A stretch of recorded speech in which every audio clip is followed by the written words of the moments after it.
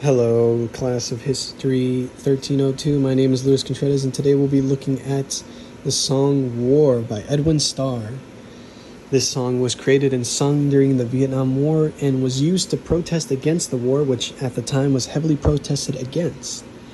The release of this song was on March 6, 1970, and made a massive impact with its powerful vocals and strong lyrics. The Vietnam War itself started on November 1st, 1955 and ended on April 30th, 1975. It lasted 20 years and sent people of different races and backgrounds to fight in a war which many people say we had no true reason to fight in. A lot of the men that were drafted in the Vietnam War were young men of different backgrounds and races.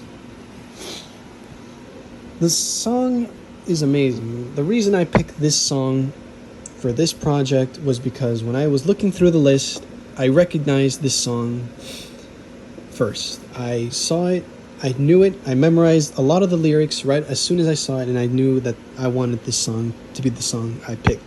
It's a very strong song that holds a lot of weight. Its meaning can be applied to almost every war,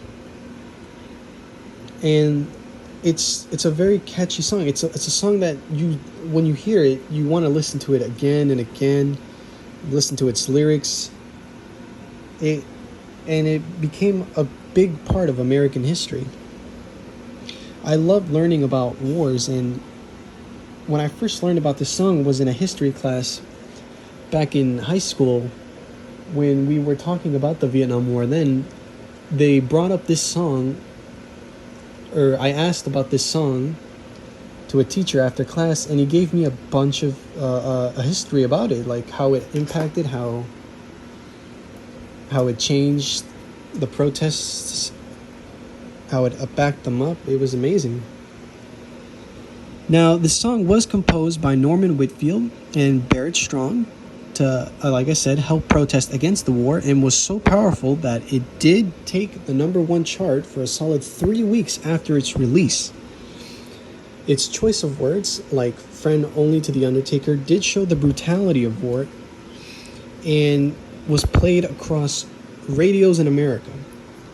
It talked about the horrors of war, the ripping apart of families, everything.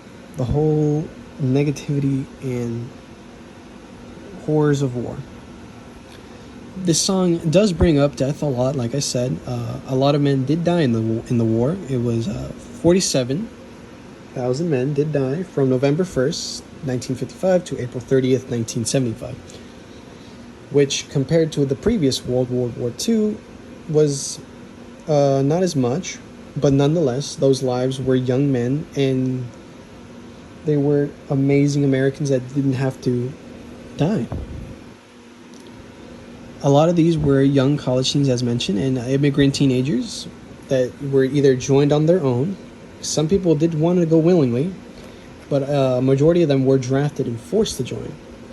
The ratio at the time was, like I said, a majority of whites and Hispanics, and was 86.3. The African American race had a 10.6%, and the rest of them were a mixture of other races that just either joined on their own or were drafted, different races of Americans. Out of all of the drafts, which was 21 million that were possible drafts, 2.2 million of them were actually drafted, and 60,000 of them dodged the draft. Let me go ahead and repeat that if that was confusing. That out of the 21 million that were able, 2.2 million of them were drafted, and 60,000 dodged it.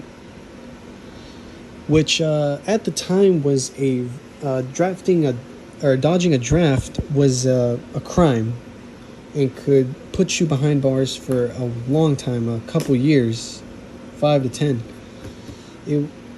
At the time, it was a shortage of troops, and every man counted. A lot of these dodgers would go leave country, go to Mexico or Canada, or go stay out in a relative's home and hide out there. 'Cause it was they heard about the horrors of war over the radio and didn't want to partake in any of that. They didn't want to lose their lives for a war that a lot of people were protesting against and saying that was just more senseless violence. Now, moving on, I thought this was interesting to mention that even after the fighting had stopped and we finally reached the end and our boys did come home to their families, a lot of them did die in their own homes.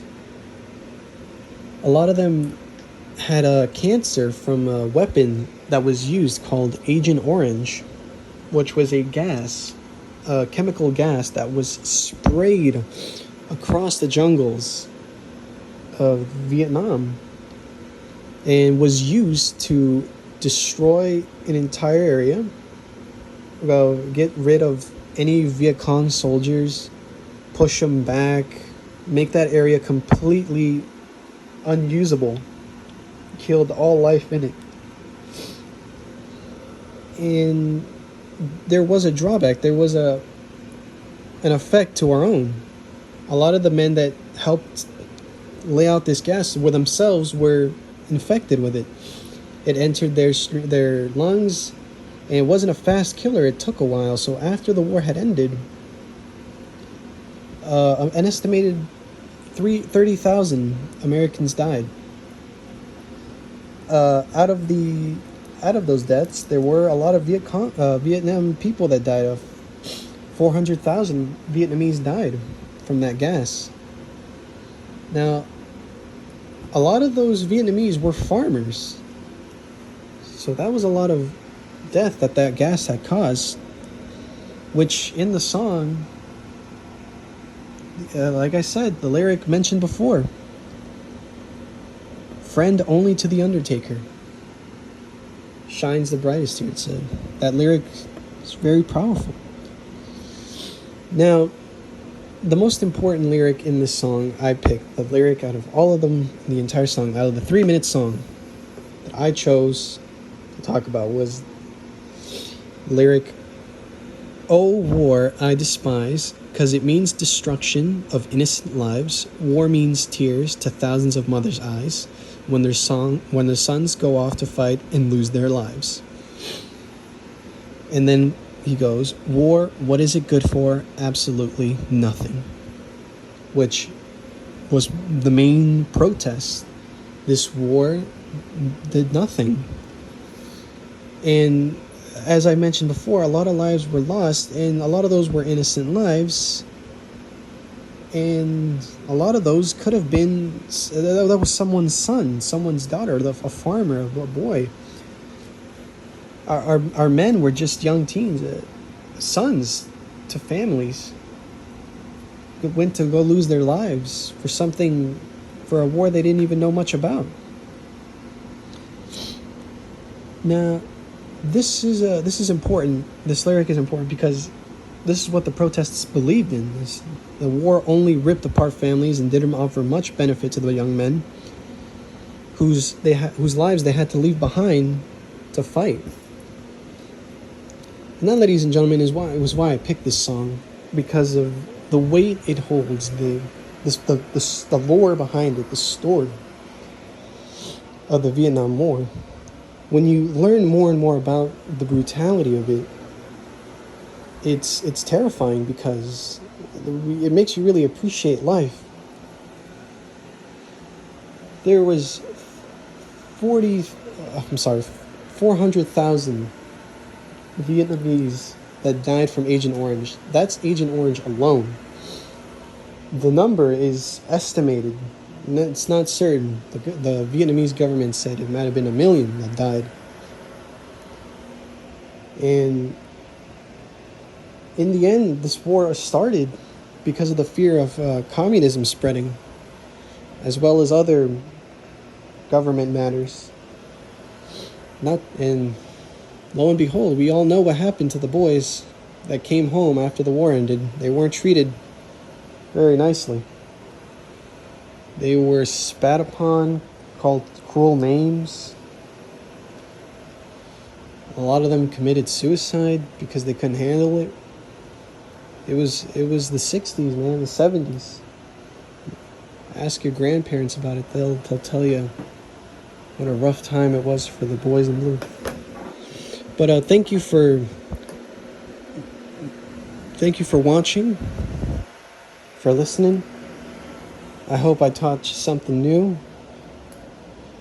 And I really recommend listening to this song because it really opens up your mind.